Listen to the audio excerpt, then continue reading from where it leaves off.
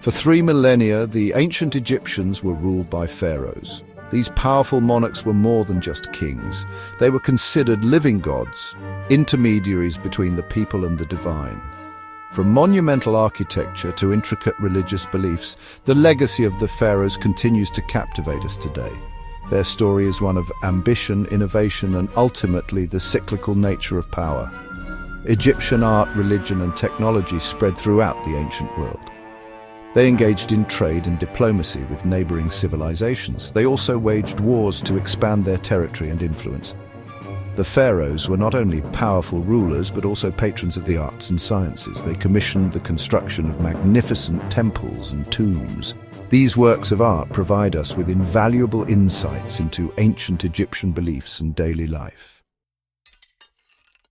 The Pharaoh Narmer stands as a pivotal figure in Egyptian history. He is credited with unifying Upper and Lower Egypt around 3100 BCE. This unification marked the beginning of the dynastic period in ancient Egypt. It laid the foundation for the pharaoh's long reign. Before Narmer, Egypt was divided into 2 kingdoms. Upper Egypt in the south was represented by the White Crown. Lower Egypt in the north was represented by the Red Crown. Narmer's victory over Lower Egypt is depicted on the famous Narmer palette. This intricately carved artifact shows Narmer wearing both the white and red crowns. This symbolizes his unification of the 2 lands. The double crown, known as the Shent, became a powerful symbol of pharaonic authority. It represented the pharaoh's dominion over all of Egypt. Narmer's unification of Egypt was not just a political act, it also had profound cultural and religious implications. He established the city of Memphis as the capital of the newly unified kingdom. This strategic location at the border between Upper and Lower Egypt helped to solidify his rule. The Old Kingdom period, around 2686 to 2181 BCE, is perhaps the most iconic era of ancient Egypt. This period witnessed the construction of the pyramids at Giza. These massive stone structures stand as enduring testaments to the power and ambition of the Old Kingdom pharaohs. The pyramids were not merely tombs, but also powerful symbols of royal authority. They reflected the pharaohs' belief in their own divinity and their connection to the sun god Ra. The most famous pyramids are those of the 4th dynasty pharaohs Khufu, Khafre, and Menkaure. These pyramids were part of vast mortuary complexes. These complexes included temples, causeways, and smaller pyramids for the pharaohs' families. The construction of these massive structures required immense resources. Thousands of skilled laborers were needed to quarry, transport, and shape the massive stone blocks. The pyramids continue to fascinate us today. They are a testament to the ingenuity and organizational skills of the ancient Egyptians. They also offer valuable insights into their religious beliefs and social structure.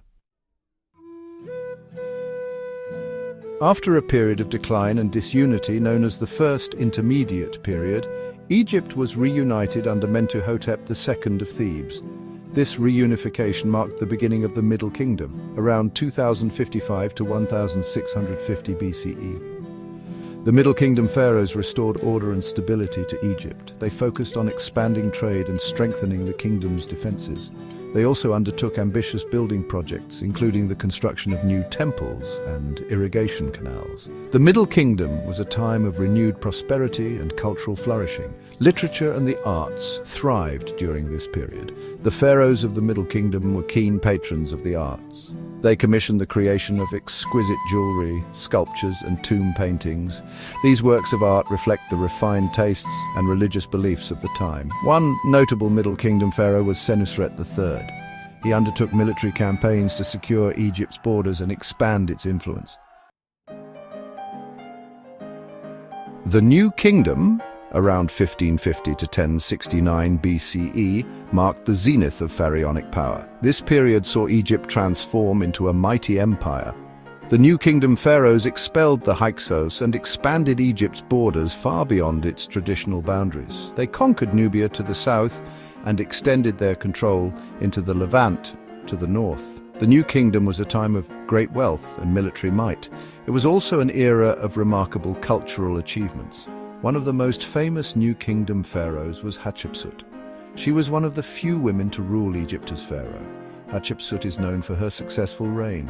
She expanded trade and commissioned the construction of magnificent monuments, including her mortuary temple at Deir el-Bahri. Another notable ruler was Akhenaten. He attempted to revolutionize Egyptian religion by promoting the worship of Aten, the sun disk, as the sole god. Akhenaten's religious reforms were ultimately short-lived, yet they had a profound impact on Egyptian art and culture.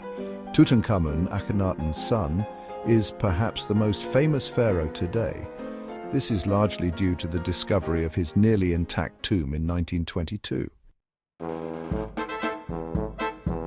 Following the reign of Ramses II, Egypt entered a period of decline known as the Late Period, around 1069 to 332 BCE. Internal strife, economic problems, and foreign invasions weakened the once mighty empire. The Third Intermediate Period saw Egypt divided once again. This time it was ruled by a succession of Libyan, Nubian, and Assyrian kings. Despite the political turmoil, the Late Period was not without its achievements. The Nubian pharaohs of the 25th dynasty oversaw a cultural renaissance. They revived traditional Egyptian art and architecture. They also expanded trade and repulsed Assyrian incursions. However, the Nubian kingdom eventually fell to the Assyrians in the 7th century BCE. The Persians conquered Egypt in the 6th century BCE. They ruled it as a satrapy of their vast empire. After Alexander's death, his general Ptolemy the Vosota established himself as the ruler of Egypt.